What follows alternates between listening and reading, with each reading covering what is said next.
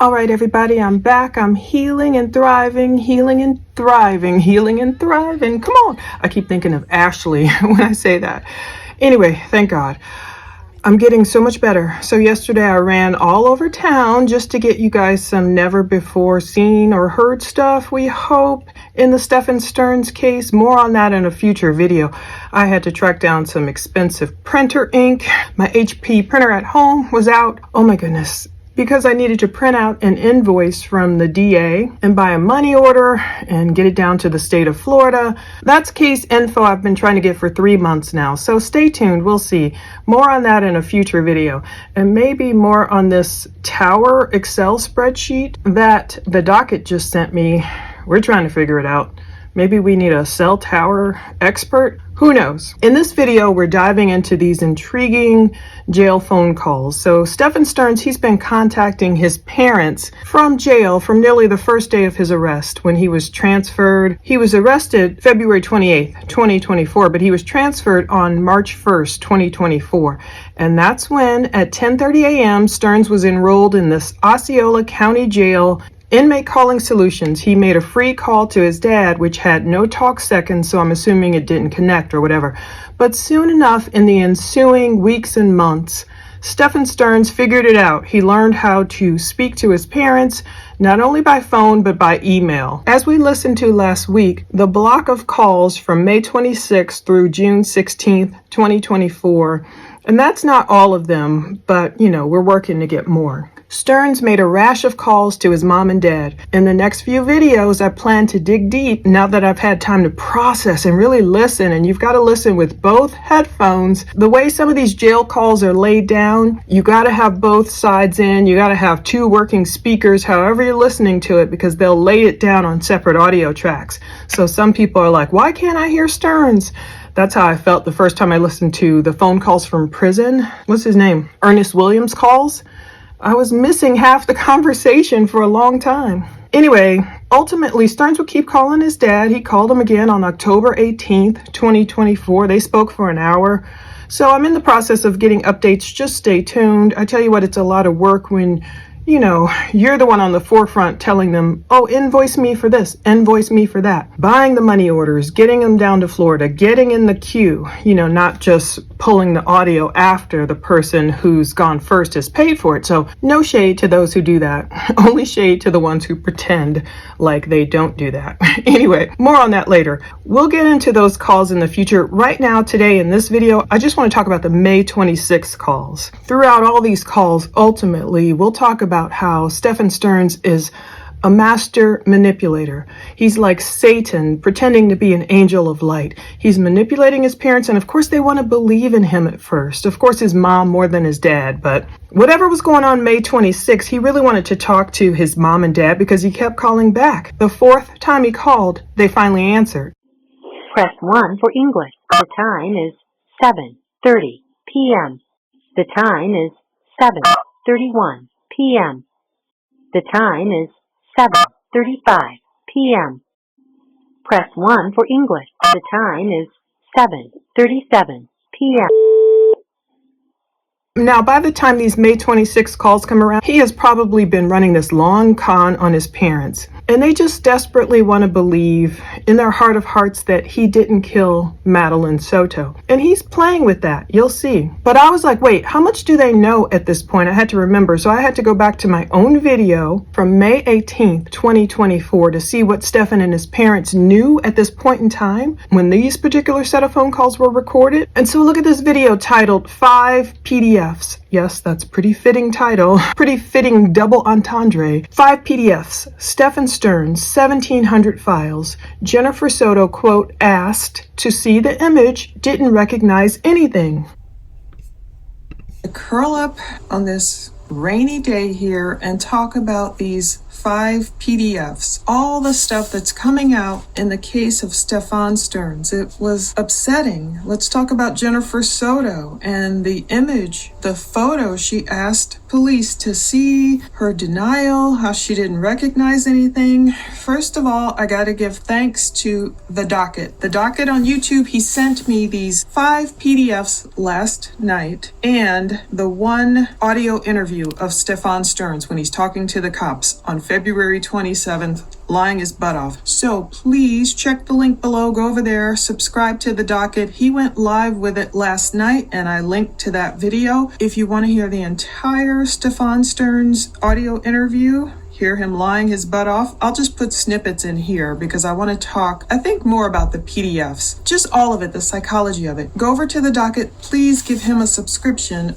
He gets a lot of stuff. He's really good at getting FOIAs. We all are like after them. And before I launch into this whole case, the case of 13-year-old Madeline Soto, who lost her life at the hands of the accused, Stephan Sterns, he's been charged with her demise. People are really angry with Jennifer Soto. Jennifer Soto is Maddie's mother, Madeline Soto's mother. And the stuff she reveals here, people are even more angry with her. But I want to talk about that. But first, I want to be a little transparent to show you guys what we do behind the scenes to try and get this stuff. The docket got a certain quote for this discovery. Now that, Sterns is participating in discovery, certain records can be released. We've been trying to get records. The docket was quoted a certain price. The police quoted me more than $800 for certain videos. I just want all the videos of when they showed up, when cops showed up, when Jennifer Soto and whomever actually called cops to say, oh, my daughter's missing, that Monday, February 26th. I wanted to see all those videos. I wanted to see Stephan Sterns being interviewed. I want to see his face. I want to see Jennifer's face. I know you guys do too. That's why we're trying so hard to get these. So I'm trying to get all these videos. I want to see the video of him arrested. I know they had denied that to the docket a while ago, but now that Sterns is participating in discovery, will that be released? I don't know. Go over there, turn on your subscriptions and notifications for him because you'll see when he goes live. You guys know I never go live. I don't know if I ever will. Grizzly True Crime, she does a great job. She goes live. She went live last night. Check out those peeps. But the docket, he'll get the documents. The cops quoted the docket a certain amount. They quoted me a much higher amount, more than $800, because I wanted to see, when cops showed up. I want to see their body cam when they're approaching Stephan, when they're approaching Jennifer. I know you guys want to see that too. I want to see his arrest. I was trying to get clarification on what this nearly $900 worth of video will contain. I know you guys don't want to see, some people complain, like in the Sidney Powell case, I got that body cam video. But in Akron, Ohio, they blurred the inside of the house as they should have done. But some people are like, why is it blurred or whatever? Anyway, I like to get clarification. What are you sending me? What's costing nearly $900? There were some snippy responses. I got into it. Like this one woman is like, we get paid to pull records, not answer questions. And I was trying to find out how many videos. And anyway, that invoice is supposed to close today. If it's meant to be, if they hold it open until next week when I can pay for it, put down a deposit or something, then it's meant to be. If she closes the invoice, even though I asked her to keep it open, maybe whatever, we'll see what happens with that. I'm telling you all this to say, I don't know what the heck I'm going to bring you. Okay, so I've linked to that video below. It's more than an hour long if you want a refresher or if you've never seen it. But now I understand why Stephan would call his parents exactly 8 days later, after that information dropped. Those 5 PDFs dropped. The public at large definitely started finding out more about the case. They knew about Stephan's 1,700 pics and videos of Maddie at that point. We also knew about Jennifer Soto's denials. That was the name of the most recent White Lotus episode I was watching, Denials. Jennifer was claiming she didn't recognize certain body parts or stuff in the photos. Remember, we got to see it later. We got to hear it later, her audio interview. But at this point, last year, right before these calls happened, we only had the PDFs to read, and we could read the cops' interpretation of what Jennifer was doing. And it was like, oh, she was denying everything. She was denying some stuff. She was like, yeah, I recognize that hand looks like Stephan's hand because I can tell the stuff around it. But then later when it got down to the get down, it's like, oh, She didn't recognize anything, as if she was in denial. So obviously we hadn't seen Jennifer's video interviews yet. We hadn't seen Stephan's, arrest interviews yet. This stuff has been coming throughout the past year. It takes investigators and the state's attorney's office down there in Florida a while to redact some stuff to get it to us, to, the ones where we're invoiced, the ones where we're not, just to get it over. Because I was still trying to get those videos at that point. I had to reference my own video and remember what the heck was going on, what they were telling me. So context is really important in realizing who knew exactly what at this juncture. So at this point, there's no murder charge yet as of May 26th, but there's definitely hard evidence of Stephan doing a lot of harm to Maddie. So keep that in mind as we analyze and listen to these May 26 calls. And then by May 29th,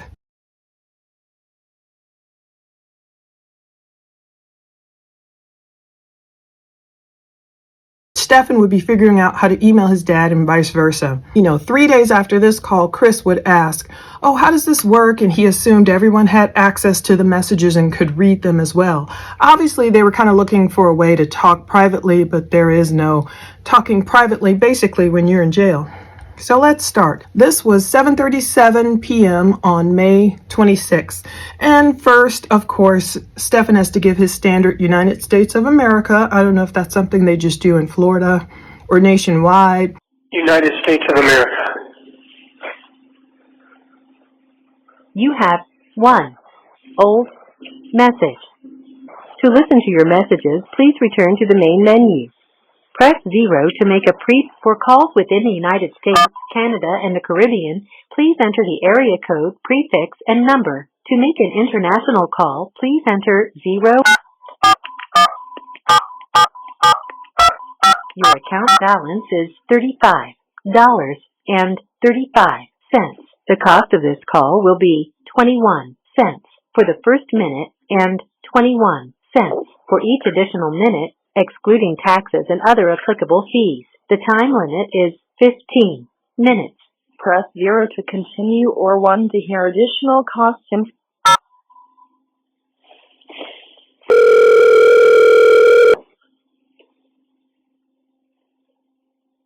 Hello, you have a call at no expense to you from Stephan Sterns. And then they tell him how each call is 21 cents, not including the fees and taxes. So that means I was calculating a little bit. Anytime Sterns wants to yammer on to his mom and dad for an hour, they have to come up with about $13. And that's not counting all the $50 here and $30 there or whatever they drop into his commissary. And then all the books. I was even looking at the book receipts.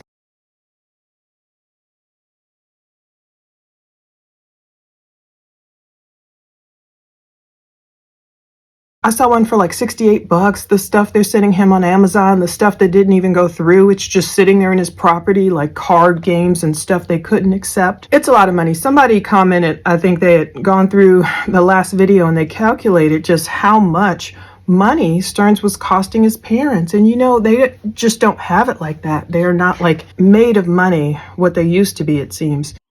This call will be recorded and subject to monitoring at any time. Thank you for using IC Solutions. You may begin speaking. Hey, can you hear me? Yes, can you hear me? Yes, is this a good time? Yes, the phone was in the dining room. I was in the office, didn't realize it was ringing, and the second time it rang, I didn't even hear it ringing. Oh, okay. How's everything going? Well, good. Everything's fine with us. How about you? Well, hanging in there so far. Any news or updates on your end? No. Okay. How about yours? I got a chance to look at the autopsy reports.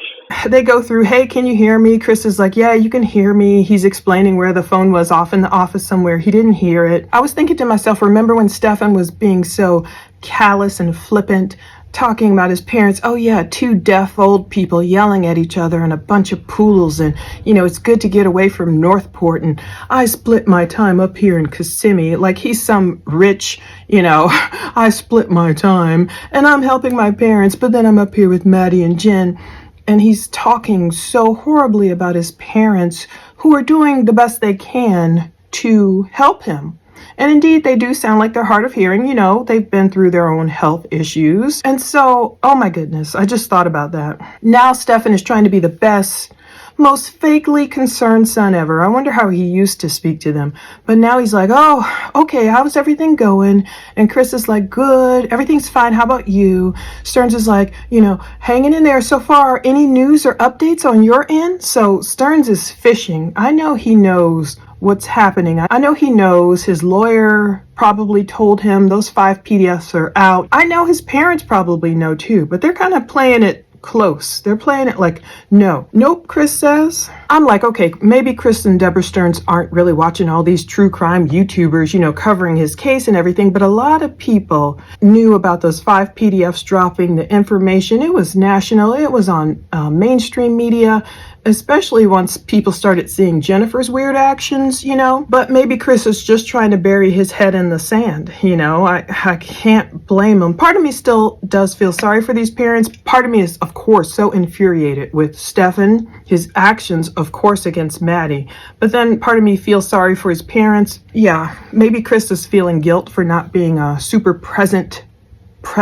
in his son's life. I don't know. But chances are they knew about those 5 PDFs dropping. So Deb is like, how about yours? You know, I guess she was letting Stephan take the lead on what to talk about. Stephan does jump right into the case. Well, I got a chance to look at the autopsy reports.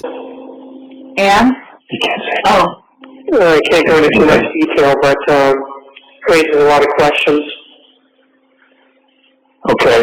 Well, you don't need to say any more. Yep. Did you get the books?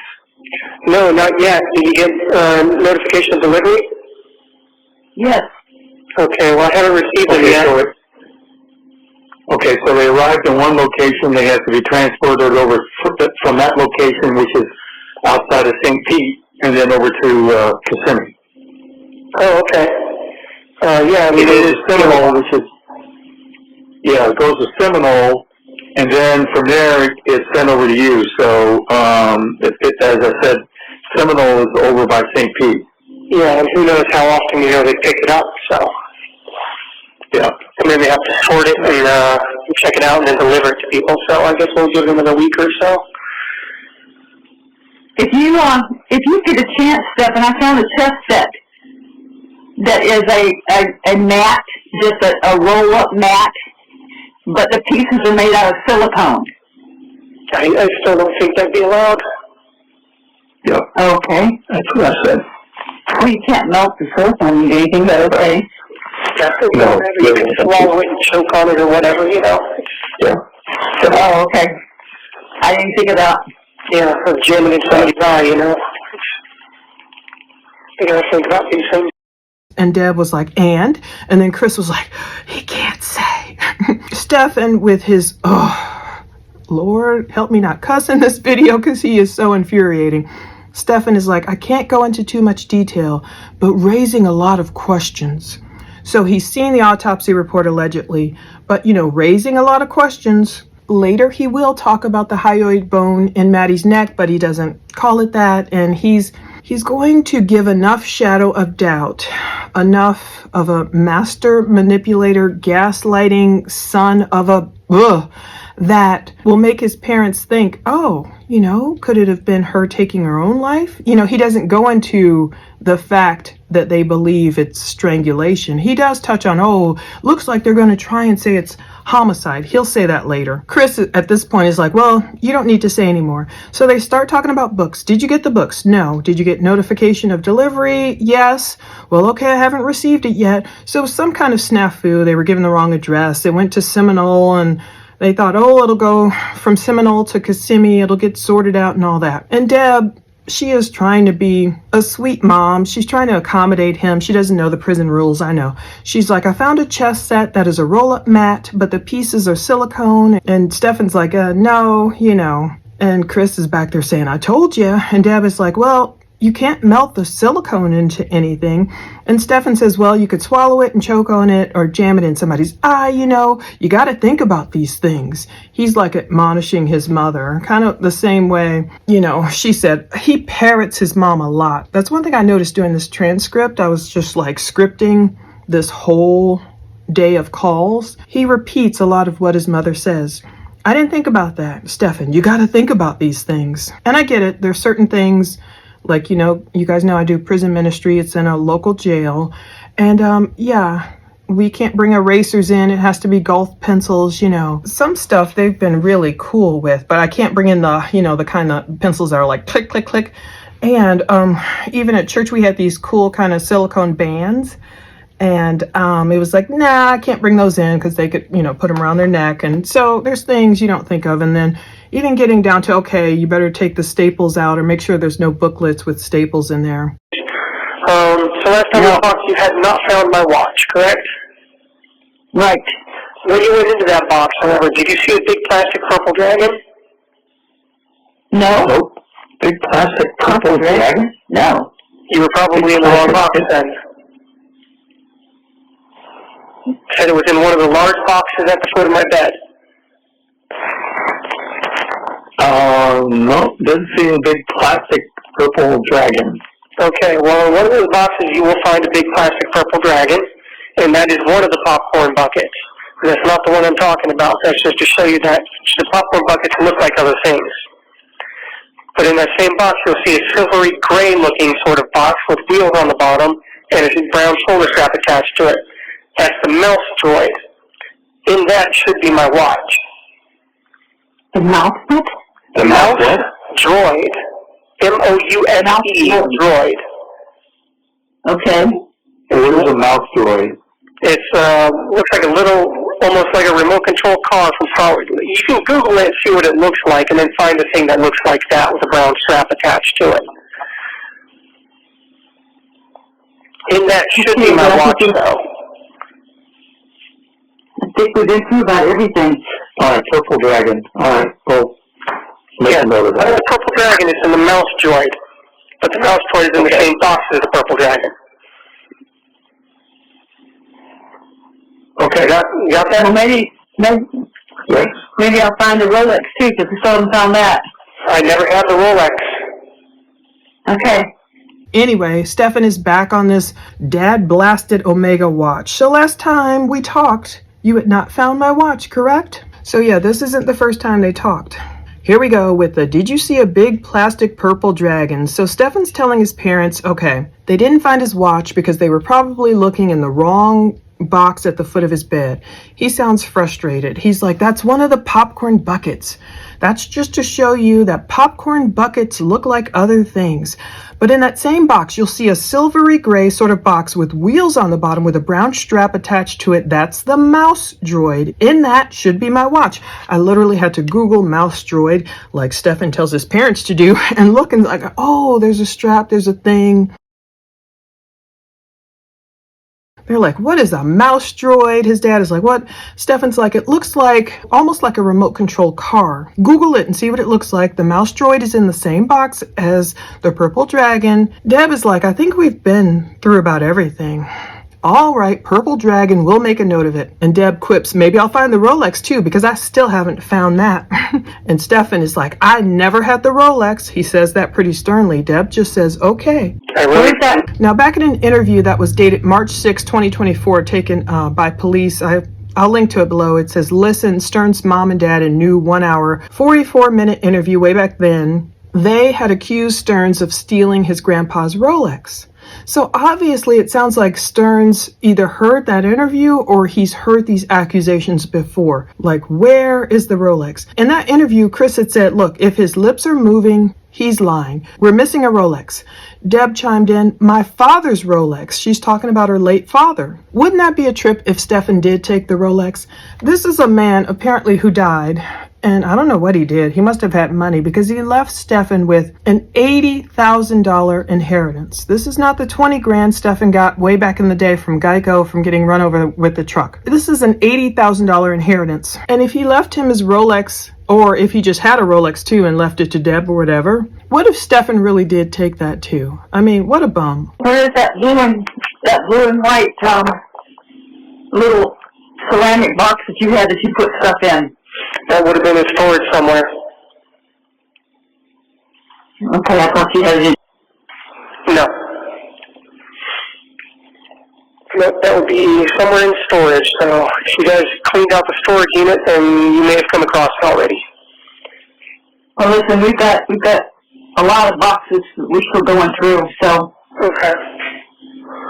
And That's fine. Well, the boxes were just stuck in the garage. So there is no place to put it. Well, it'll be in one of those boxes. okay, Dave, Anyway. we'll be looking for it, that's for sure. Yep, and look for that wristwatch inside the mouse joint. Okay, It's in the same boxes as the Purple Dragon, okay? okay. Definitely You'll see, look. yeah, you'll see a whole bunch of other I'm like having Disney trouble. collectibles. So Deb starts asking about some blue and white ceramic box Stephan used to keep stuff in. Stephan says that's often stored somewhere. So Deb is saying in the background, listen, we've got a lot of boxes we're still going through. Chris says the boxes we just stuck in the garage. There's no place to put it. It sounds like Stephan's room was an ever-loving mess. Just a mess. Just, they talked about Jennifer maybe going down there and straightening up. I don't know if that's true or not. It's hard to keep court documents or what other YouTubers have said in my mind straight. But no matter what, it sounded like a gross room piled up with a lot of stuff. And here are these elderly parents who have to deal with their nearly 40-year-old son's stuff, and they probably just don't want to deal with it. Deb found that torso in his room. Lord knows what else they found in his room.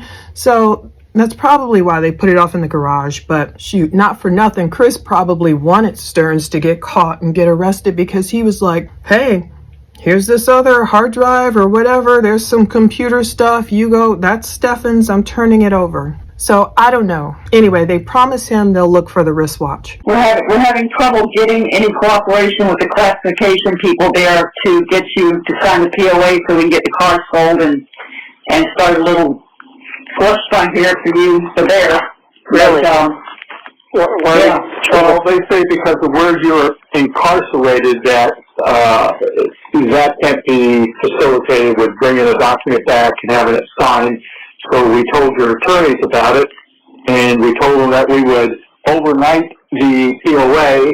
They could take it in, have you sign it, and I would include a self-addressed returned overnight envelope so they could just drop it off and send it to us. So maybe you can have that conversation with them. Yeah, because bringing me documents to sign has not been a problem before. When the media asked for my consent for interviews, I had officers literally bring me a form and ask me if I wanted to sign it for consent or not. So I don't think that's really the issue. So the media's reached out and tried to schedule interviews with you, and you... 2 or 3 times. Yeah.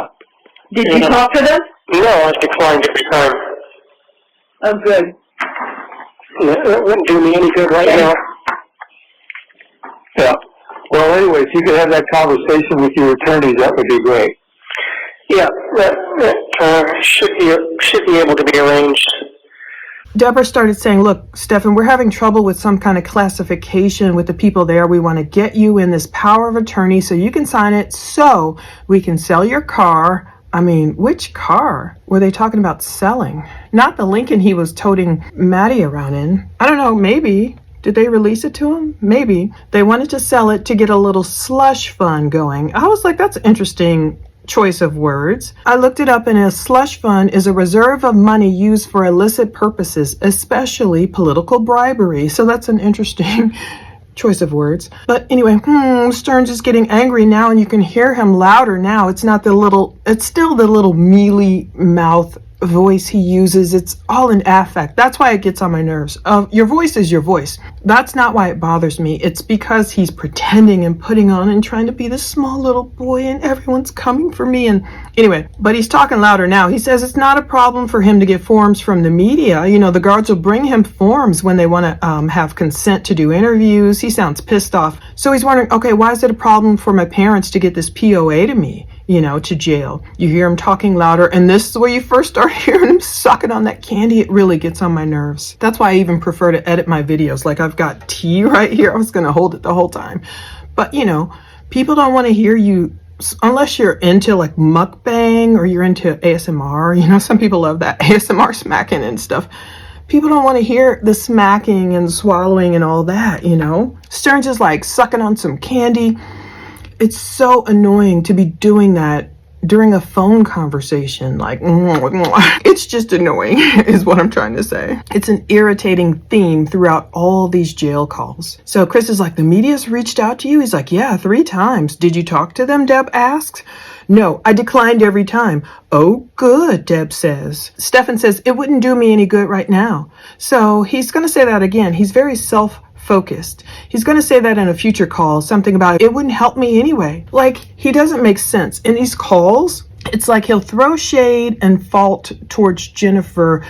He's very elusive. He'll go to a point, but then he's like, when his parents jump on board, like, yeah, well, tell him what happened. Everybody who's involved needs to go down with you, whatever they say. Then he pulls back. Well, I wouldn't get too carried away with the conspiracy theories. But then, Stephan, you're feeding into those conspiracy theories. And then he's like just dangling his parents. It's horrible. So Chris urged Stephan to talk to his attorney about sending those POAs and his birth certificate. And now I did just go over reading the jail emails again, the ones we got already. And it's a certain point, I think it was still June, that he hadn't had a conversation about this power of attorney with his lawyers. So maybe he has by now.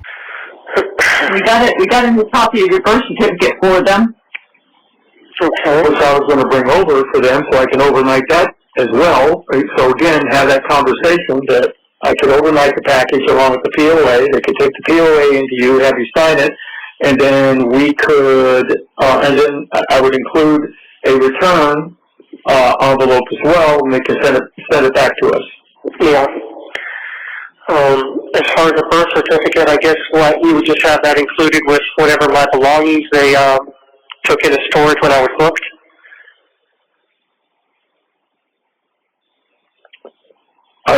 Say that again? No. I don't know, this is for something that they're doing. They wanted to get your records from Sarasota Memorial and from Irvine, California for the kidney surgery, and both of those have their own forms that you have to sign them because you're an adult. You're no longer a minor. I can't sign for them. But, so that's going as well. Do you have those documents? Yes. Okay. What county was I born in? It was Kane County, right? Yeah. So we have your birth certificate. What was the name of the hospital? I don't know. Is it on the birth certificate? Yeah. Does it matter? I was just wondering if I ever need to find it for any reason.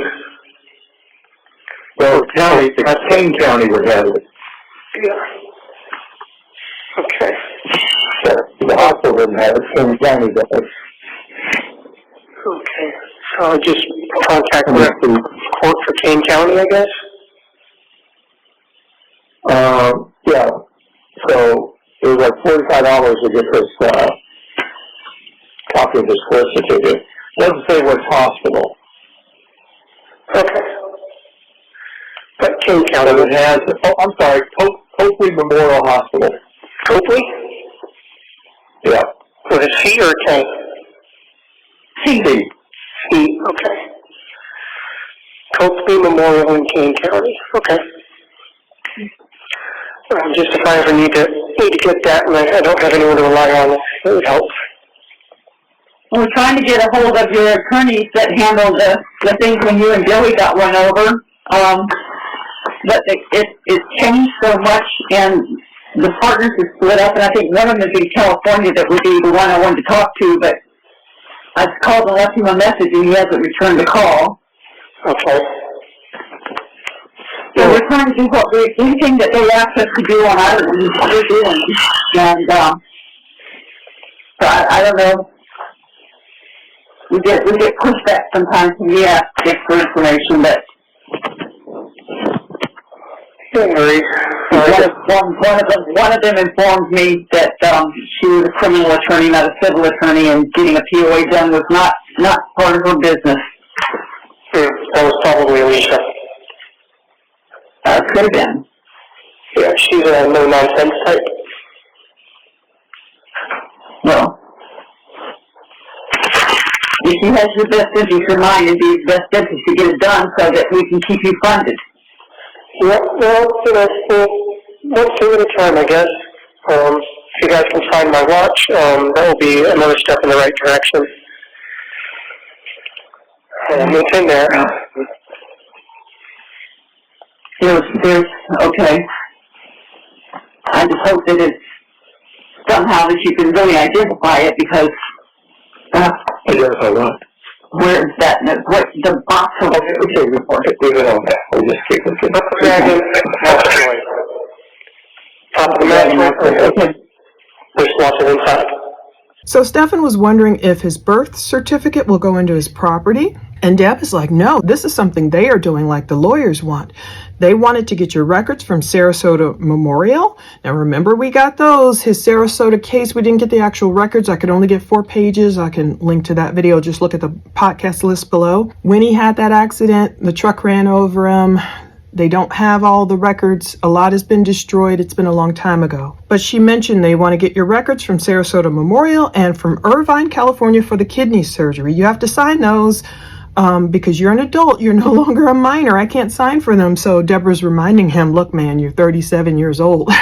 But obviously his lawyers are going for that TBI defense. I'm sure they're probably trying a combination of things. But by them looking at Sarasota Memorial and Deb trying to get in touch with the lawyers who handled that case, we know they're trying to look for the TBI defense. And I don't know what was up with the kidney surgery. And I still don't know whether Stephan has had stomach bypass surgery or not. We'll go over it in a future call where he says Jen did. But you can't hear, he gets really mealy mouth and oh, it's so frustrating when it comes to answering certain questions. Anyway, Stephan's wondering what hospital he was born in. Chris is like, I don't know, does it matter? And Stephan's like, I don't know. I wonder if I ever need it for any reason.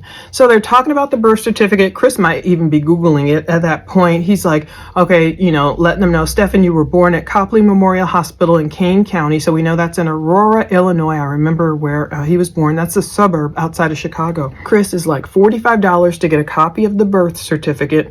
So it's probably just like, in that series Made, where everything, it was a great series where everything is like adding up, like cha-ching this, you want $50, you want $45, you want glasses, you want it, just adding up for his parents, I'm sure, in Chris's head. But Deb says, we're trying to get a hold of your attorneys for the thing when you and Joey got run over, but it changed so much and the partners are split up, and the one in California I want to talk to, I called, I left a message, he hasn't returned the call, so she's trying to get to that lawyer. So we're trying to do anything on our end that they ask. So this is what the attorneys are asking. I don't know, we get pushback when we ask for, and she kind of trails off. It sounds like Debbie wants to say, or Deb, I act like I know her. Sounds like Debbie wants to say, ask for info to help his defense. That's what it sounds like she was about to say. And then she goes, well, one of them informed me she was a criminal attorney and not a civil attorney, and getting a POA was not a part of her business. So I was like, oh, is that the sister, with those cool, she had locks in, I think that's Danielle, right? The one who we just saw in court with Stephan. Nice locks, the one who gave us a shout out with my real government name. She shouted out true crime with strategic eyes as well. But I don't think that's her. I think that's Danielle. Or is that Wendy Williams? Isn't there a Wendy Williams in this case? It's so wild. But anyway, Stephan says that was probably Alicia. She's a no-nonsense type. So I don't know which attorney that is. He has several, all hands on deck type of thing, Sterns says. Well, Deb says, well, if she had your best interest in mind, it would be in her interest to get it done so we could keep you funded. So one thing at a time, Stephan is saying, find my watch. That's a step in the right direction. Deb says, I hope we can identify it. And then Chris is like, identify what? He does sound like he's hard of hearing, A lot of people have hearing issues. And Deb is like, the watch. And Chris is annoying to me when he's like, okay, we've hit on that. We will just keep looking. Like he's saying, move on. He does that to Deb a different time. Like he's like, just the facts, ma'am. And okay, check. I know they're limited in time and I get it. You don't want to go off on these rabbit trails, but I don't like when he's like, okay, we're done discussing that. Like he's this moderator. He's the arbiter of what they can talk about. Okay. What else is new with you guys? Just going to church, doing open houses. We're studying the book of Romans. I would love for you to read that. And Lacey's going to have puppies. Yeah, I'm sorry, I'm going to miss that. I love Yeah. all those little happy little wagging tails and bright eyes and smell all that puppy breath. Oh, yes. Do you know when your court date's going to be yet? No clue. Might not be for another couple months. It depends if they even need my testimony at all. Which, I mean, you would hope they would, but, I mean, at some point I assume I am going to see the inside of the courtroom. Yeah. Be a pretty strange trial without it. Yeah. Well, there's been no news at all.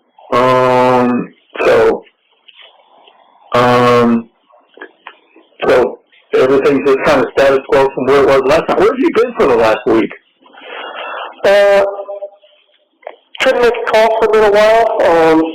Some of the people that work the night shift, as I said, are not as nice to me. So I've been waiting for people who are. And then, I got sick as well, so I've been sick for a few days. Cold? Presumably, yeah. I've had a pretty bad fever and a sore throat, some serious pressure on my left inner ear. Yeah, like I said, this place is filthy and unsanitary, and obviously they don't clean these cells before they bring a new person into it. Did they move you again? Yeah, they moved me again as well, so I moved out of the room with the ants, and now I'm back into the room with the ants again, too. Oh, well, familiar friends. Yeah, they just love moving me, especially around 1 or 2 o'clock in the morning when I'm comfortable and trying to fall asleep. I think they do just to mess with me, honestly. Well, if that's all they do, then be happy.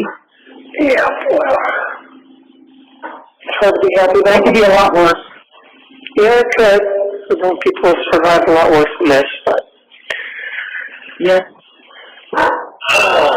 We'll see what happens, I guess. But when it happens... It's air conditioning in there, isn't it? Yes, it is. So I've got that at least for now. Although one little room they put me in before was tiny and did not have air conditioning. Or at least the air was not circulating in there, so it was hot, it was stifling, it smelled like a little dog kennel. I'm glad they moved me out of that. You got enough bedding to keep warm at night? I have one mat and one little thin, scratchy wool blanket. No sheets on the mat, I assume? No pillow, no sheets, nothing. Okay. Well, it's not the Ritz or the Holiday Inn. 1 minute No. remaining. Oh, there's a 1 minute warning. God, these 15 minutes go by so fast, just like my break at work. So I'll try to call you back in another 15 minutes. You know the drill. If you don't hear back from me again, day or 2. Okay. Okay? Love you, honey. Love you too, Mama Bear, but I will try to call you back in 15 minutes if possible. We'll be hovering over the phone. All right. Bye. Bye. Anyway, Stephan's like, what else is new? So Deb says they're going to church, doing open houses, they're studying the book of Romans. I would love for you to read that. At that point, Stephan ignores her. He's not into the Bible babble yet. He will get there. He's going to try the God angle. Remember, ever since I saw him say Christian on his intake form, I knew he was up to something. Later, we'll talk about how Stephan can prove if he's really real. At this point, I feel like he's just found the con. He's trying to, I hate it when people try, and even myself, we can't play God like a trick pony. We can't get over on God. Anyway, he ignores her at that point, and then he comments on Lacey having her puppies. I want to smell their puppy breath, their happy little wagging tails and bright eyes. Chris is like, do you have a court date yet? Stephan says no clue. No clue if they even need my testimony at all. It sounds like he does not want to take the stand in his own defense, but he's acting like he's just some witness, some star witness, and not the defendant. He acts like he's the star witness for the prosecution or something. He's like, you'd hope they would. You know, talking about needing his testimony, he assumes at some point he'll see the inside of a courtroom. Oh yeah, he does. He's like, it'd be a pretty strange trial without it. That's where he's like acting to me like he's Amber Fry or something, like in the Scott Peterson case, or he's acting like they're going to need my testimony, as if he's not the defendant. He's really twisted to me. So Chris continues to say there's been no news, even though these big 5 PDFs had just dropped the week before. Everything's status quo, but where have you been for the last week? Stephan claims he couldn't make calls for a little while. Some people who work the night shift are not so nice to him, so he was waiting for people who were nice to him. This is why even doing prison ministry, Lord help me, being Holy Spirit filled Christian, it's almost like an unwritten rule too. You don't ask people, what are you in for? What did you do? Sometimes I can't help but find out what certain people have done, but when I go in to just minister and I only give the intro and I speak a word of life, speak scripture, and other people on my team speak more, you hope the word hits them. But I don't want to look at them and know what they've done. I don't want to treat them, I want to look at them through God's eyes. I know people don't understand this. Some people are like, he did something so horrible, rotten hell. Some people have already assigned Stephan Sterns to hell, and I get it. I get that. Maybe that's where he's headed. But God does not want any man to perish. That's what his word says.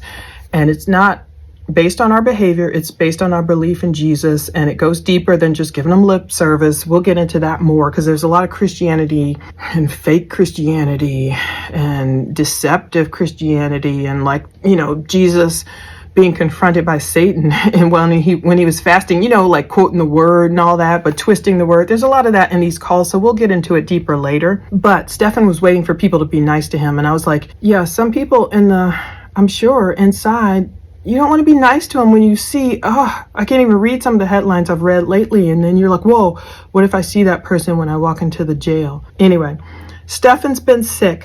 He's had a fever, sore throat. He has serious pressure in his left inner ear. My friend told me strep throat was going around. I don't know if that's what Stephan had down there, but I'm sure no one's feeling sorry for him. He said this place is filthy and unsanitary. Obviously, they don't clean these cells, before they bring in a new person.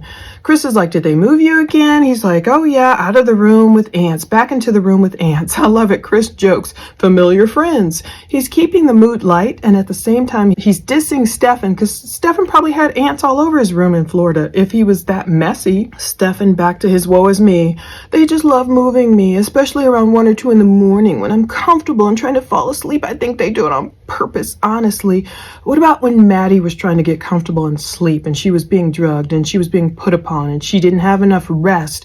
She could not sleep. Her grades were failing. Years and years and years of abuse, misuse. I mean, I can't even get into, I don't even know what that would be like. I hear from survivors they cry for Maddie, but he's up here whining about himself. Does he give a thought? Well, later he's going to say, I wish I had treated the people around me differently or whatever. We'll get there. But anyway, he's self-focused. Deb was like, if that's all they do, then be happy. It could be a lot worse. She's right about that. Stephan's like, yeah, it could. People have survived a lot worse. So Chris is asking about air conditioning. Yeah, I've got that at least. Stephan says he was in one tiny room. They put him in. He didn't like it. There wasn't enough air conditioning. There was no air conditioning. It wasn't air circling. It was hot and stifling, and it smelled like a dog kennel. Was that a diss toward his parents or a familiar smell being around all those puppies? Whatever. He's like, I'm glad they moved me out of that one. Chris is like, do you have enough bedding to keep you warm at night? Chris was probably wondering, and I still don't know if you can. Chris was maybe wondering, do they have like bedding on commissary I could buy you? I don't know if they do. But anyway, he didn't ask that far. I'm reading between the lines. But Stephan's like, one mat, one thin, scratchy wool blanket. And Chris is like, no sheets on the mat, I assume? Stephan says, nope, no sheets, no pillow, nothing. Deb says, oh, Christ. She's just sad. And I'm thinking to myself, I shouldn't think this, but he doesn't have Maddie's pillow to snuggle with, like he said on that body cam, snuggle with it. And Chris is like, look, it's not the Ritz or the Holiday Inn. There's the 1-minute warning. Stephan says, God, these 15 minutes go by so fast, like my breaks at work. He'll try to call back, the drill. Chris says we'll be hovering over the phone. So obviously they've gotten into a rhythm already at this point. He's, they're almost 3 months? Yeah, March, April, May. And Stephan does indeed try to call back. And he's like, he gets the message, you cannot make calls for 5 minutes. Then exactly 5 minutes later, he tries and gets through. The time is 8:04 p.m. You may not make calls for 5 minutes. Error code 158. The time is 8:09 p.m. United States of America. You have one old message. To listen to your messages, please return to the main menu. Press 0 to make a for calls within the United States, Canada, and the Caribbean. Please enter the area code prefix. Your account balance is $32.20. The cost of this call will be 21 cents for the first minute and 21 cents for each additional minute, excluding taxes and other applicable fees. The time limit is 15 minutes. Press 0 to continue or 1 to hear additional cost information.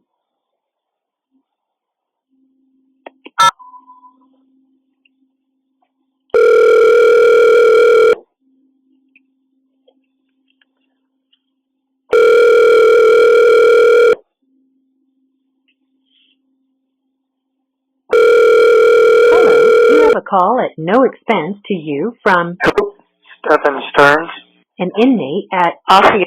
This call will be recorded and subject to monitoring at any time. Thank you for using IC Solutions. You may begin speaking now. Hey there. Hey, Hey, the guard just let me know that she's going to need the phone back in about 5 minutes. I think someone else wants to make a call. okay. So this will have to be brief. Probably the last one of the night, but I'll push it till she needs it back. All right. Well, better than nothing. Yep. So Waiting anyway, for you to call back was wrong. what's that? And waiting for you to call back seemed like forever. Turn the light on. Then it just goes by quickly when you call. Yep, same for me. Time creeps by when I'm waiting to call back, and then just slides by real quickly when we're talking there. Just like I said, just like my breaks at work, 15 minutes is never quite as long as you think it is. Okay, so now it's 8:09 p.m. on May 26th. Hey there, Stephan says, sounding like Jen greeting the cop that night. Hey there. You know, when you're a couple, you tend to take on each other's phraseology. The guard let me know she needs the phone in about 5 minutes. I think somebody else wants to make a call. So that guard might have been like, look, Stephan, stop hogging the phone. Or maybe she just didn't like him and knows what he did to Maddie. Because everyone knows, a lot of people know at this point, but it's so odd how, especially his mom, it's so odd. Stephan's not acknowledging it. His dad, if you read between these lines, his dad will start trying to acknowledge that. But they're just acting like, oh, Stephan, you don't belong in there at all. You don't belong in there at all, especially his mom and Stephan. But Deb says, waiting for you to call back was long. Waiting for you to call back seems like it took forever. Chris barks at Deb, turn the light off. It's like they're such an old married couple, but I don't like the way he talks to her. But anyway, same for me. Stephan says, time creeps by when you're waiting, but it flies when you're, on the phone or on a work break. He keeps mentioning like being on a break from work as if he was just like this workaholic who always worked. You can tell he knows these calls are going out to the public. People will hear them. He's trying to make it sound like he was this guy with a good work ethic. Yeah. Hey, how's your eyes? Do you need reading glasses? If I did, I don't know what kind I would need. For now, they serve their purpose. But even my attorneys noticed at some point that I did see my head. I had to kind of squint to look at what I was reading. Okay. I think it just depends on how tired I am, how strained my eyes are, all that. But yeah. Do they have provisions there to provide reading glasses, or what? Yeah, or can you have reading glasses? You can get reading glasses off the commissary, actually. Oh. Yeah. Why don't you check into that and see which ones work for you, and I guess that's the only place you can get them, right? Yeah, probably. And that would be a matter of trial and error, because they have like 3 or 4 different magnifications, I think, and I have no idea which I would need. Well, try 150, 1.50, and then go to 175, and see which works. Yeah, I guess I could. I mean, can you try them on? I think you have to buy them. I don't think you get to try them. There's no way to make the order and pay for it and then send it back. Well, what if they don't work? Can you send them back? You just said you can't. I don't know how that works. I could ask somebody, but I'm not sure. Okay, we'll find out. How much are they? Like $3 or something like that. $3? Something like that. I'm not sure. What are they, like paper 3D glasses? They're plastic. Oh yeah, I'm just being facetious. Yeah, I think it could be more. It might be $4 or $5 or $6, something like that. I don't remember. Yeah, we'll check it out. Yeah, it could be even $12. I don't remember. I mean, I saw them, but I don't remember how much the price was. Yeah, okay. All right. Anyway, Chris is like, how's your eyes? Do you need reading glasses? Stephan jumps on this opportunity to get more stuff from mom and dad, including sympathy and commissary money. He says, oh yeah, even my attorneys noticed I was squinting. It depends on how tired my eyes are. And after all this talk of glasses, ultimately I think he used the money for something else. Chris is like, do they have provisions for reading glasses? Stephan, yeah, you can get reading glasses off commissary, actually. Chris says he'll check into that. Stephan says, oh, it'd be a matter of trial and error. Chris says, you got to go to 1.5 and up. But, Stephan's like, I don't think we can just buy them and try them on. And Chris is like, but what if they don't work? Can you send them back? And Deb is like, he just said you can't. So Stephan says he could ask. He thinks they're only $3 or something. Chris is like, what are they, like 3D glasses? Paper glasses? Stephan says they're plastic. Chris is like, I was being facetious. Anyway, Stephan goes back and is like, oh, they might be $4 or $5 or $6 or $12. I don't know. I got to check. How you doing with your stuff that you got from the commissary? You have enough to... He's fat and sassy. Yeah, I've got enough coffee, hard candies, and saltine crackers to last me through the end of the month here. That's a couple more days. Yeah, the other snacks kind of went faster than I expected them to, so I think from now on I'm just going to stick to coffee, hard candies, and saltine crackers. Well, once you get your books, you'll have something to occupy your time. Yeah. But hard candies, saltines, and coffee, those seem to give me the best bang for my. Okay. Chips and things like that, the pickles and all that, it just doesn't last the way you want it to. Yeah. Okay. It's hard to have just one per day, Yeah. Especially with the meals like they are, and you never feel full after a meal, so you always feel like in your stomach, especially after dinner, because that's around 6 or 7, and then there's nothing else until like 6 in the morning. Yeah. So, and me, I'm you've had a lifetime of snacking all night long. Yeah, well, plus my metabolism doesn't help. Yeah. So. See, what's really killing me though is my back and my hips. The bed? Yeah, the quote-unquote bed. Your bones can right through and rest on the floor underneath. So, it hurts your hips, and then your knees are resting against each other, and it's tough. Yeah. When the lights are on, in these pods of suicide watch and medicals, the lights are always on overhead, so they're real bright. So you try to find a way to block it out, and any way you lay is just terrible. Yeah. And you get all the debris from the floor that ends up on your mat and your blanket, and it sucks. Yeah, just really keep hoping that something's going to break in my favor with this trial. Well, okay. So Deb is like, how are you doing with the stuff you got from commissary? Do you have enough? Chris is like, yeah, he's fat and sassy. Like, he's got enough, basically. Stephan's like, coffee, hard candies, and saltine crackers. They should last me till the end of the month. Chris is like, well, that's just a couple more days, Stephan's like, yeah, the other stuff I got went faster than I thought. I'm going to stick to coffee, hard candy, saltines. They'll give me the best bang for my buck. I think he said my buck, like it's his money. The chips and pickles and all that, they don't last as long as you want them to. And it's hard to just have one per day, especially like with the meals, Stephan says. You never never feel full in your stomach because dinner's like 6 or 7, and then there's nothing else until like 6 in the morning. So I guess Stephan has never done like, the fasting, stop eating at 6 or 7 and wait until eat 6 in the morning. Chris is like, yeah, you've had a lifetime of snacking all night long. This sounds like Stephan's stretching. He's like, yeah, plus my metabolism doesn't help. I'm like, is he trying to say he has a fast metabolism and that's why he needs to eat so much? He's like, my back, my hips. Deb is like, the bed. Stephan's like, yeah, quote unquote bed. He talks about, okay, he has to keep his knees together, maybe being so tall. It's tough in medical. The lights are always on. He's trying to say when he was in the medical ward, they always keep the lights on. I don't know if that's true or not. He has to try to block the light out. It's terrible. It sucks. And then he goes, I hope stuff is going to break in my favor with this trial. And that's where Chris is like, well, okay. I mean, that could be a meme right there. I wish we could just see his face.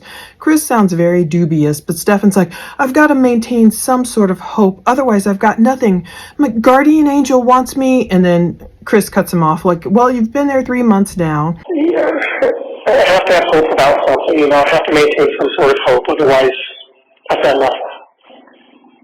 Yeah. Or even my guardian angel once. Well, you've been there. You've been there for what, 3 months now? Yeah, at the end of this month it'll be 3 months. March, April, yeah, 3 months. So. Well, like I said, the whole process could take 2 or 3 years before it's concluded. So, and I've already been told that if the prosecution is smart, that they'll drag it out as long as they can. Yeah. So, who knows what's going to happen? So, just keep hoping we can find something. And Stephan's like, yeah, at the end of this month, it'll be 3 months. This whole process could take 2 or 3 years. I've been told the prosecution is smart if they drag it out. And my note is like, that's not necessarily true. Look at the OJ trial. Remember OJ, he did not waive his right to a speedy trial if memory serves. And that confused people so much. There was so much data, but it was done like this. And not that I want Stephan to get off like OJ got off, but it's not necessarily true. To drag it out is a better thing. Well, as soon as you get some reading material and we know that arrives safely, then we can arrange for other stuff. Yep. That would be good, having my own little mini library with stuff that I like to read. So it's just what, So when they move you from cell to cell, how do you move your stuff around? I toss it all in my blanket, close my blanket up, fold my blanket up into my mat, and then push it. Oh, they move you, blanket, and mat. Yep. Typically they'll move me with the mat, but if they don't, I'll take my blanket and everything and just hope that they clean the mat in the new cell well enough, which last time they did not. Yeah. Right. I found a whole wad of shit underneath at one time. Yeah, so you get to, well, you should, maybe you can complain to management. No. Yeah, well, I'll be sure to include it in my Yelp review. Yeah. Yeah. 1 star, accommodations suck. Food terrible. Yeah. Anyway, Chris is like, as soon as you get your reading material, then we can reach for other stuff, Stephan. Stephan's like, yep, have my own little mini library with stuff I like to read. It sounds like Chris is like, slow down. You want money for phone calls. You want me to drop $50 here and there in your commissary. You might need glasses. We're sending you all these books. Chris is checking maybe into, can I send him a blanket? I don't know. Then Chris is like, how do they move you? And they're talking about, oh, I moved my stuff all in my blanket. Stephan's like, I hope they clean the new mat. He found a wad of something, which I don't even want to hear or know. And Chris is joking, well, you can complain to management. Stephan's like, yeah, I'll write a Yelp review. 1 star accommodations suck. It's terrible. The food is terrible. Then Chris, he brings Stephan back to reality all the time. I like it. He's like, well, the idea is not to be there, but too late for that. I like the way Chris claps back at him because he's like, look, dude, almost like enough of this complaining. You know what you did. We know what you did at this point with those 1,700 pics and videos. So enough with all the woe is me. It's not like you're in there in a vacuum for no reason. Well, the idea is not to be there, but but it's too late for that. Yeah, no kidding. You know, Stephan, I could never have imagined that we would all be in this situation. I just couldn't. There's no way I could have ever even visualized this. It's just awful. Yeah, me either, to be honest. Well, I mean, things kind of went sideways, whatever happened with, so you knew that was going to go down a rat hole. Yeah, well, I never in a million years that she would not be around anymore, so. Yeah. So, once that went sideways, whatever happened, that was all she wrote. Yeah, well, I can handle a lot of things. What's that? I said, Jill has not been heard from except for an interview she did with the newspaper where she told everybody that she did sleep with you guys and she did sleep with you in the other room. As I was going to say, I can handle a lot of things, but one thing I just can't reconcile or figure out in my mind or wrap my head around is the fact that, doesn't get to live anymore. So Deb does say, I never imagined we would all be in this situation. No way I could have visualized this. This is awful. And Stephan's like, yeah, me neither. To be honest, when he starts that, I'm like, oh.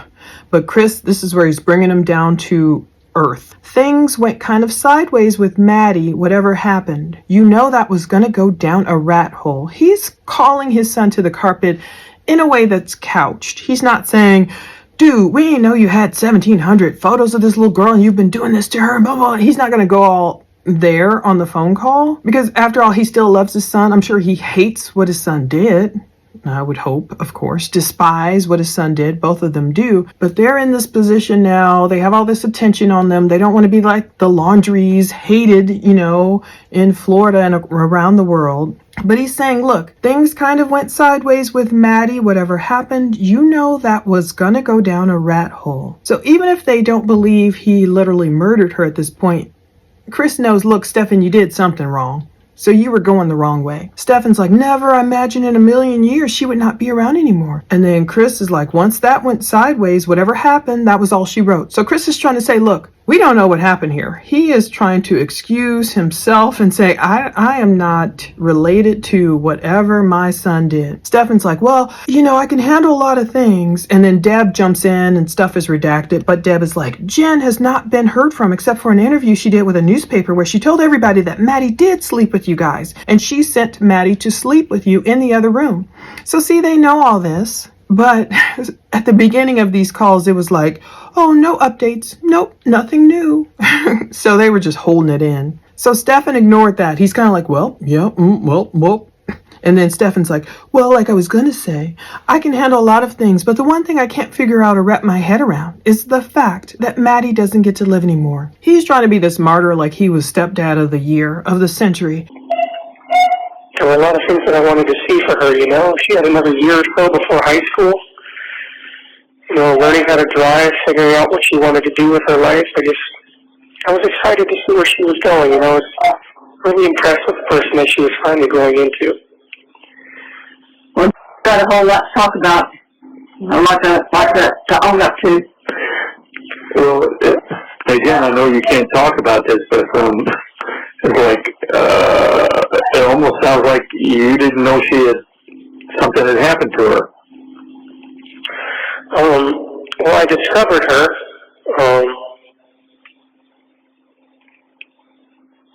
in the state that she was in after everything was said and done. So, obviously I can't get into detail, but no, I was not aware that she had, passed on. As you know, I'm up and down throughout the night, and, I was not in the room the whole time. There were a lot of things I wanted to see for her. She had another year or so to go before high school. Learning how to drive, figuring out what she wanted to do with her life. I was excited to see where she was going. It's so creepy. He can't help but talk about Maddie, especially coming up in these ensuing calls. And even almost like, oh, she was my little girlfriend. I couldn't wait. It's creepy because it's almost like father figure, but then girlfriend. It's weird. And then wait till we get to the future call where he talks about the Electra complex. I had to play that over and over to hear that. I could not believe he said that. The Electra complex. Basically blaming Maddie. Anyway, for going after him and being in competition with Jen, and it's sickening. But anyway, he's excited to see where she was going. Sterns said he was impressed with the person Maddie was finally growing into. As if he had anything to do with forming her into this lovely young lady that she was. She was that in spite of him. By the grace of God, she was even able to survive as long as she did with what Sterns put her through. Deb then goes back to Jen. Well, Jen's got a whole lot to talk about, to own up to. Chris is like, again, I know you can't talk about this, but it almost sounds like you didn't know something had happened to her, because that's the way Sterns is trying to, lead them down this primrose path. Stephan's like, I discovered her in the state that she was in after everything was said and done. I can't get into details. I was not aware that she had passed on. As you know, I'm up and down throughout the night, and I was not in the room the whole time. I hate when people say that. As you know, that's this, almost like this hypnotism technique where a certain leader of ours says that a lot, but it really grinds my nerves when people are like, well, as you know, they're trying to tell you something almost as if they're like, well, as you know, the sky is red, and as you know, it rained yesterday. Like they're trying to get you to corroborate something where you're not corroborating. Sterns is saying, I was not aware that she passed on. As you know, I'm up and down throughout the night, and I was not in the room the whole time. Of course, his parents know his patterns. Maybe he does wander around and haunt the house late at night and fiddle with his phone, as he's going to say. The terminology he uses. His parents know his habits, but they don't know what happened that night, Sunday, February 25th, up in that condo in apartment 107 in room 4. It's not like you just suddenly feel someone's ghost pass away from them. It's a discovery. And so she wasn't even in the same room with you? Well, she was in the room that I started in, but, I'm up and down throughout the night, and I tend to wander around the house and fiddle around on my phone and step out front and feel the nice, cool night air and all that. So I was gone from the room for, obviously I really can't get into too many details, but Yeah. Okay. I didn't discover what had happened until just around dawn. Sterns says it's just not like you suddenly feel someone's ghost pass away from them, It's a discovery. So he's like trying to paint the picture without saying it in so many words. He started the night with Maddie, abusing her, I'm sure, up in room 4. He's trying to claim he was wandering around to go to the bathroom and then gone for an hour or two, whatever. He comes back. During that time, it's not like he could feel her passing away, her ghost passing away. Coming back and knowing you can't feel her ghost pass away, it's a discovery. So Chris is like, wait, she wasn't even in the same room with you? Stephan's like, she was in the room I started in. I hate later in a different call, he's going to be like, she wanted to be with me in the beginning of the night. It just grosses me out. Anyway, this call, he says, she was in the room that I started in, but I'm up and down throughout the night. I tend to wander around the house, fiddle around with my phone, step out front, feel the nice cool air and all that. So now we know why Deb told Hidden True Crime in that interview, Stephan stepped out to cool off and came back in and found Maddie dead. So Deb was buying this hook, line, and sinker at this point. Chris really wasn't, but I think he was humoring his wife. Whatever, Deb. You believe this lying liar of ours, our progeny, but I'm not believing him. But now I know why Deb told Hidden True Crime that. And I think that happened months later in September. So Deb went on Hidden True Crime to promote this lie that Stephan told her. It's like she was still believing it, maybe in September, or she was trying to save face to say, this is what Stephan told me happened. So Stephan's like, so I was gone from the room for, obviously I can't get into too many details. I didn't discover what happened until just around dawn. Chris is like, okay, interesting. Okay. Interesting. Because I discovered that she was ice cold. Well, all I can say, Stephan, is that my heart breaks for you, because I know that's something that you never would have done and never would have wanted to have done to her.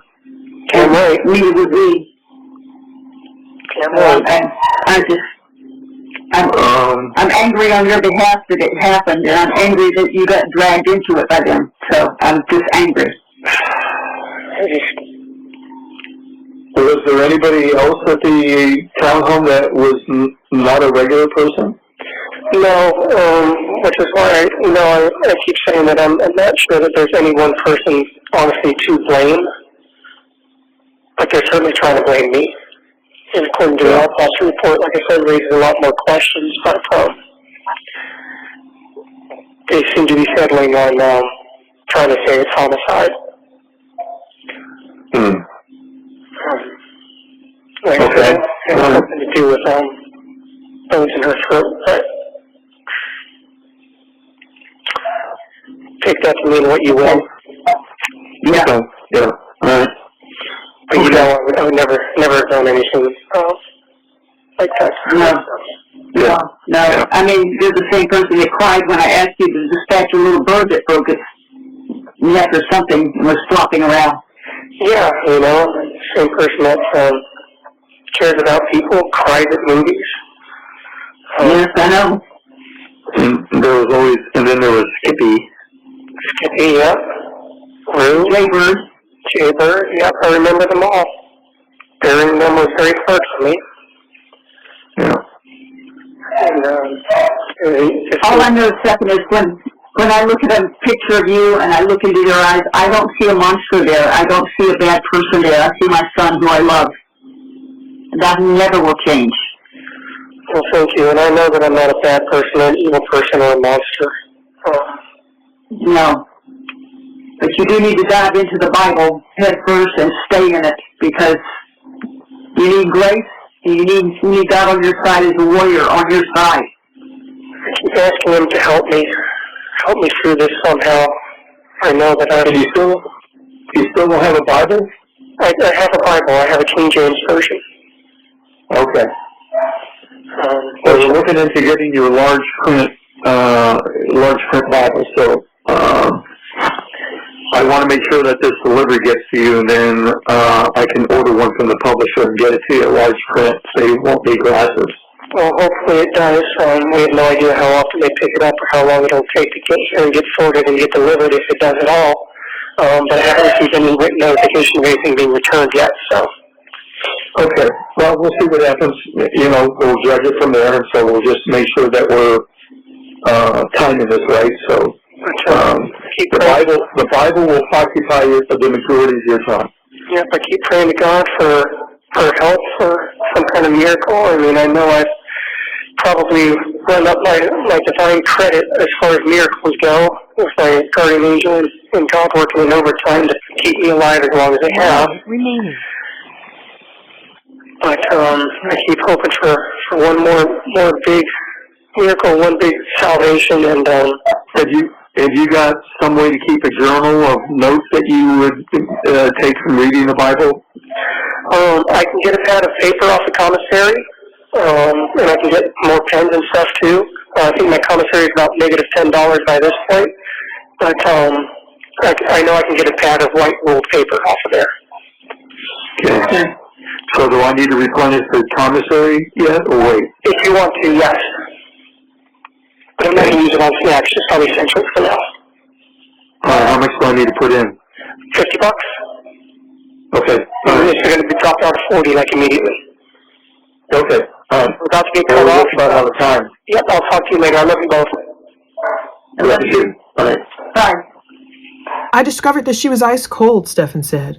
So Deb is like, all I can say is, Stephan, that my heart breaks for you. She says his name. She says Stephan a lot. My heart breaks for you because I know that is something you never would have done or would have wanted to have done to her.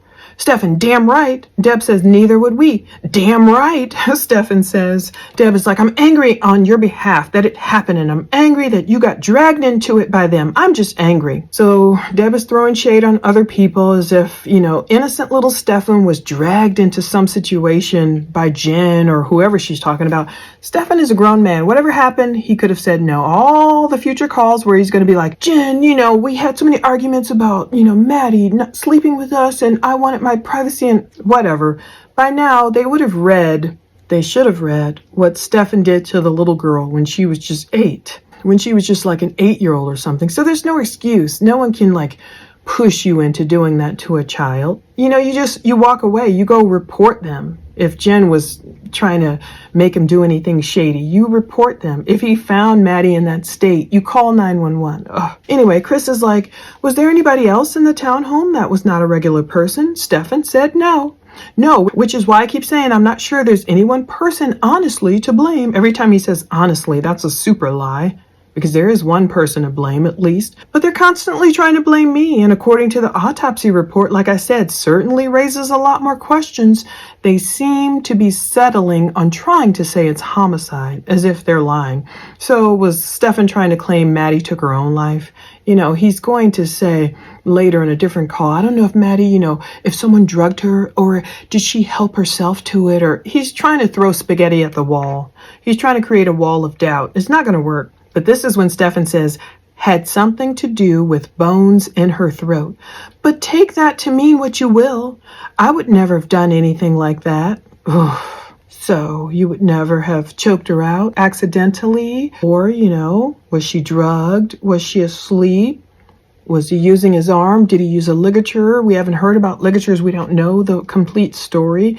How did her hyoid get damaged on the right side, Stephan? You trying to claim you weren't in the room when that happened? Anyway, Deb says, no, you're the same person that cried when I asked you to dispatch a little bird that broke its neck or something and was flopping around. Stephan, yeah, he jumps on this. He repeats what she says. Yeah, the same person that cares about people cries at movies. And then they start talking about Skippy and Jaybird. And Stephan's like, yeah, I remember all of them. Burying them was very hard for me. Is that why Stephan didn't technically bury Maddie under, like, in a shallow grave and just kind of laid foliage or whatever on top of her in between the bamboo? Or was it for another reason, to give him easy access to go back there like a necrophiliac? I don't know. Deb says, all I know is, Stephan, when I look at you and look into your eyes, I don't see a monster there. I don't see a bad person. I see my son who I love. That will never change. I'm not sympathizing or empathizing, but it's got to be difficult for this little baby boy that you birthed.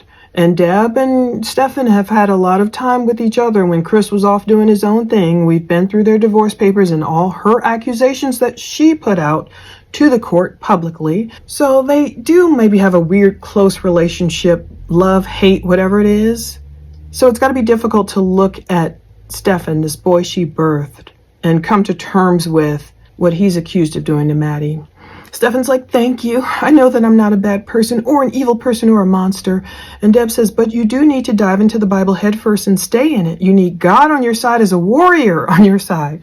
Okay, I agree. He needs to get in that Bible and dive into it and stay in it. Not just for some jailhouse religion. I'm talking about for life, to literally save his life. He's going to talk about, oh, I don't even know what the, how they kill people, death penalty down here. And it's like, oh, that's not so bad. I guess lethal injection, you just go to sleep and wake up in heaven. No, it's not that simple, Stephan. You have to fall on the rock. Don't let the rock fall on you. Let me tell you. Don't let the rock fall on you. We will get there. There's so much we have to get through. Anyway, Stephan's like, I keep asking him to help me through this somehow. And Chris is like, wait, you don't have a Bible? Stephan's like, I have a Bible. I have a King James version. Why? I get it. There's so many different versions. Why do people have King James versions with the thou and the thee, even though that's how I learned the 23rd Psalm? My mom did teach me with the King James version. These days, you have the Amplified, you have the NIV, you have Message Bible, so many other different, the Passion Translation, whatever, so many other readable Bibles. He's not even serious yet. Maybe he'll get there. Anyway, Chris is like, well, we're looking into getting you a large print Bible. I can order you one from the publisher so you won't need glasses. So Chris is like, hey, you can read a big Bible. Stephan hopes it gets there. He hasn't gotten written notification of anything being returned. And I'm like, don't they have prison ministry? But Stephan probably can't go. He's, all isolated. But Chris is like, look, the Bible will occupy the majority of your time. Indeed, it can take time. I like to wake up every morning with an hour to get into the Word. And I like reading it all the way through. So I'm in Exodus now. So it's interesting. Their conversation coming up about Exodus, Old Testament versus New Testament. We will get there. But yeah, just to get centered and focus my mind on God's Word and trying to learn. And then I'm always like fiddling around doing something too, braiding my hair and doing other things, and taking a bath, whatever, keep focused and journaling. So Stephan's like, yep, I keep praying to God for a miracle. I know I've probably run up my divine credit as far as miracles go with my guardian angel and God working overtime to keep me alive as long as they have. I keep hoping for one more miracle, one big salvation. And Chris is like, hey, have you got some kind of journal, notes that, you could take from reading the Bible? Stephan's like, well, I can get a pad of paper off the commissary. I can get more pens and stuff too. Any opportunity to get more money on his books for commissary. I think my commissary is about negative $10 by this point, so Stephan is speaking quickly because the 1-minute warning has just sounded. I know I can get a little white pad of paper off there, or he can get the paper free from his lawyer like he did to write more poems to his victim.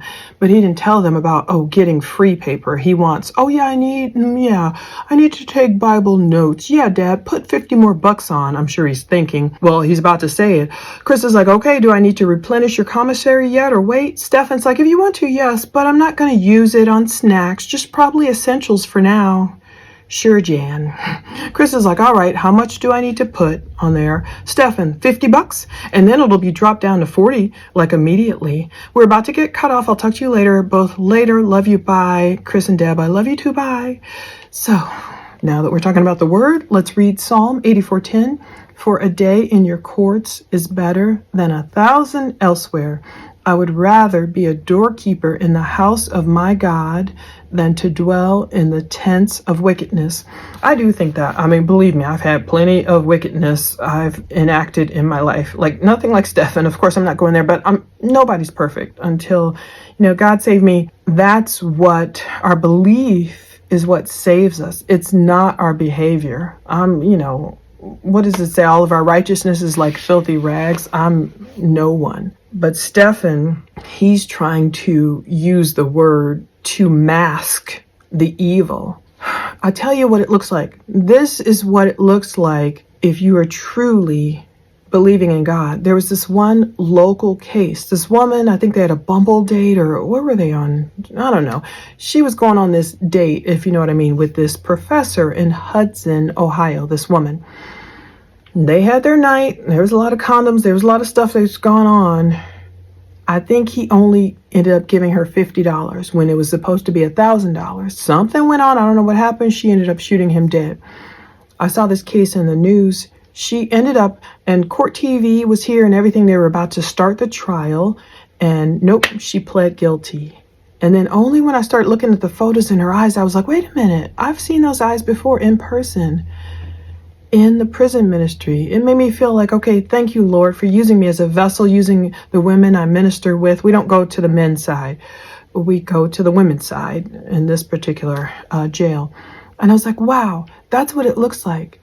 She was going to take this to trial, but for whatever reason, she ended up pleading guilty. Maybe God, the rock fell on her, or she fell on the rock before the rock could fall on her. She was still punished, of course. I mean, I think she got 25 years. We don't really know, I think, the full truth. But to me, that's what it more looks like. The truth setting you free, even though she's up there, maybe down in ORW, wherever she is, serving 25 years to whatever she got for murder because she took a man's life away from his family. Something maybe about what she heard from the Lord told her, let me plead guilty. Let my actions line up with my mouth. That's what I'm saying. That's what it's about. And that's what Stephan needs to do. His actions need to line up. He just can't say, oh yeah, he's going to learn about, deliverance and patience and, what is he saying? Patience and faith and patience, serenity, like he just learned the serenity prayer or something. Like, he can't just use these buzzwords. His actions have to line up with it. He can't take this to trial and sit up there and let all those horrible pictures, however, need to be displayed to the jury, and let all Maddie's little friends get up there and her family and all these hurting people, take them through all of this just so he can see the discovery and get off on it, or whatever he's doing, and pretend, hoping beyond hope he'll get off on a prayer, winging a prayer. It does not work that way. Telling the truth helps. And that woman who pled guilty, I swear she's more free if she's accepted Jesus up in that prison than Stephan will ever be running these games. Take care.